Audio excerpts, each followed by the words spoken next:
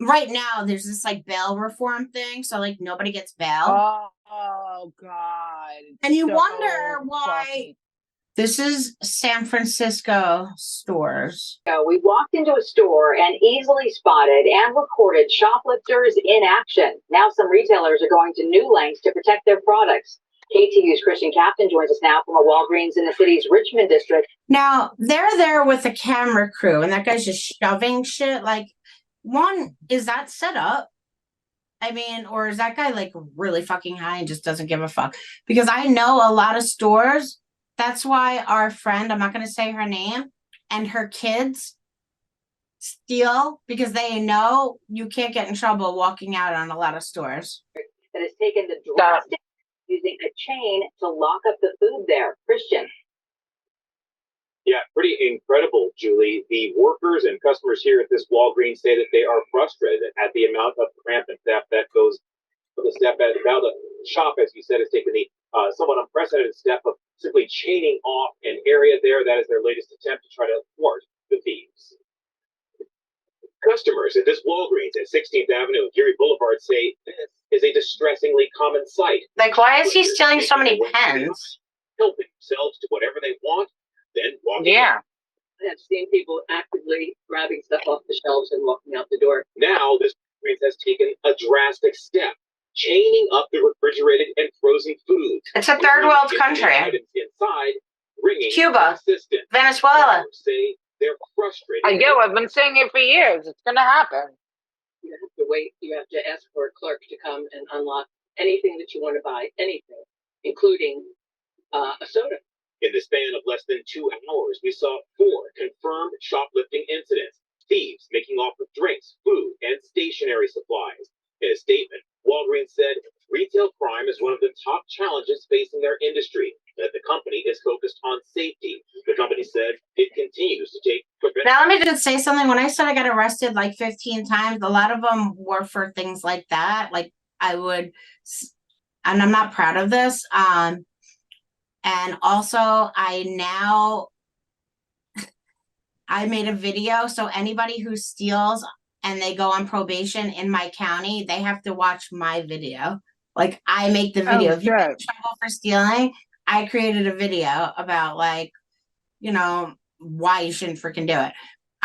All those times. I mean, though, that's the reason why I can't get a job. Rightfully so. I did that. I'm not like making excuses. I'm not saying it was right. Wasn't. I was under the influence of highly addictive drugs. These people don't care. They're on camera. They have no shame. Like, I would never do that. Like, it's a disgrace. Measures to safely deter theft and save. Why? And I know that feeling of feeling like entitled. Like, I felt like, fuck you. You go to work. You're the idiot that has to go to work. I'm gonna go walk in and take it, even though I got $6,000 in my pocket. I don't need to pay for it. I'm not a sucker like you. I don't need to work. And that's bullshit. And if you're not watching this video, let me just explain to you, if you're listening to this, there are chains with like padlocks around the frozen food section. You're not like how the key, like that nice little thing, like where how the razors are, like thick chains with padlocks. It literally looks like third world, like what they would do in Venezuela or Cuba at this point right now under communist countries. And granted, they're not doing that to limit food. They're doing it to protect business. Like, and now that I own a business, it makes me sick about like how I used to act. Let's just finish watching it. So I'll get into that. Okay. We spoke with a San Francisco police sergeant who works undercover, so he asked us to not show his face. He says, ultimately, it's up to the retailer to protect their goods and hire security if needed. He said, oftentimes, Walgreens will... Did you hear that? It's up to the retailers and to hire security if needed. So now you got to hire security for Walgreens? Aren't we in America? Wait. What do the cops do then? That's That's why you don't want to defund the police, people. This is the exact reason why. And I hate to say it, but like cities like Chicago, even Rochester, it's all boarded up stores. This isn't the only retailer facing a shoplifting problem. This Safeway on Webster Street in San Francisco joined with others in Oakland and San Jose to install these glass gates where shoppers have to scan their receipts to exit. Safeway released a statement saying the grocery chain is aimed at select Safeway stores in the Bay Area to maintain a safe and welcoming shopping experience for customers and associates and an increasing amount of theft. Some shoppers said, What is that going to do? You just hop right over that. Okay, go on. they didn't like the new gates. Others say they understand why they're a necessity. It was different. I thought it was more like an airport kind of like, or, a just period job, but if it does the job, it keeps shoplifters from shoplifting. Another common security measure these stores have implemented is only having one way in and out to monitor who comes and goes. That means customers have to either backtrack to the entrance where they first entered, or, as in the case of this Walgreens, use the stairs. And I just want to show you one more thing. Literally. Lisa Guerrero has details. This is not a warehouse. It's a home that cops say was jammed with more than $1 million in shoplifted power tools.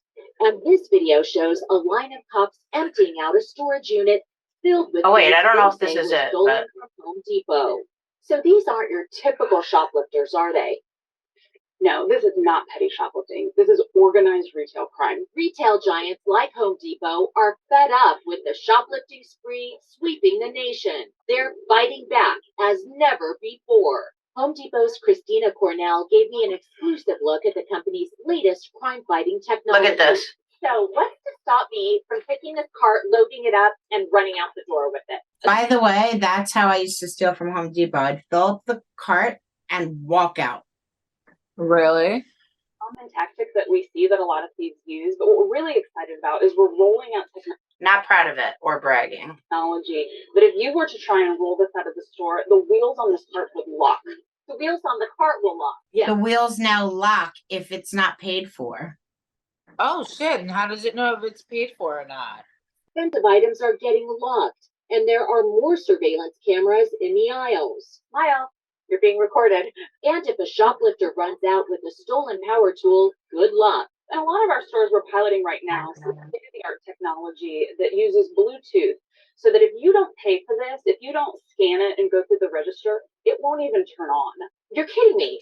So the other thing, it's powered. Things are powered by Bluetooth. So if it doesn't get scanned, the item won't even work. Oh shit! They're not playing. You know that the value in this is in its ability to work, and if it's not even going to work, it's not worth stealing. It's just a heavy box. So thieves, Wow. big box stores like Home Depot are saying enough is enough. There you go. So obviously I have a lot to say on this topic because I'm somebody who used to do this. I wasn't on like a scale of whatever. I would majority go in, get stuff, either give it to a pawn shop or get clothes for like my dealers and stuff. And again, I'm not proud of it. And it's something that I had to like come to terms with after, because when you're on drugs, like, again, it's a mind altering substance. You're not thinking. Your only thought is, I need to get this. Like, you become a slave to it, literally, and will do anything to get it. So I kind of was like, it's either do that or and it was easier for me to do that. I do feel bad after like starting a business, and like just there's so many other things like I never thought about it, like why prices are going up so much. Because when you start a business, you're putting in an investment. Your investment is at the bare minimum to break even. Some companies go in to even lose money, but you're building each year. You're trying to make money. You're not trying to lose and give stuff for free. Like, even though Walmart, the people might be billionaires, but they work their asses off to get there, number one. Number two, they have a lot of overhead costs that the average person just that doesn't own a business just never thinks about, and it affects everybody because prices go up to make up for the costs. Yep. Everybody else pays for it. There's a thing of like guilt too that comes with it. And after when I was on probation, I really worked really hard on myself. Like took me a long time. It took me a really long time. And I'll like share my recovery story another time. But I started, I became not friends, but like, cool with my probation officer. And I had to do community service for something. And he goes, well, since you made such a reform on your life, actually, I was working at a liquor store and it was like super busy and I didn't ID somebody. And everybody was wearing masks at the time. And I thought it was somebody who like I knew already. And the kid was like 6'4", and there's not many people that are like that tall. So anyway, the kid was 19 or 20 or something, and they wound up giving me like a ticket. So and community service. So my probation officer was like, why don't you we were already kind of like talking about it, but he's like, why don't you make a video for people that get caught stealing? So like if they get caught stealing, it's in Genesee County, it's a requirement that they watch your video. It's kind of weird and it's a little cringe, like I'm not gonna lie, but it's like I understand, I've been there, I know what it's like, but there's other like resources. It's just that like a lot of times people are like too proud to ask for help. Like I do know what it's like to not have $1 and you need a bar of soap, and I'm not saying that's an excusable reason to steal, but like as you just saw, or if you're watching, people were like stealing like hundreds of pens. Nobody needs that many pens. If you need a pen that bad, you can ask somebody and someone will give you a pen.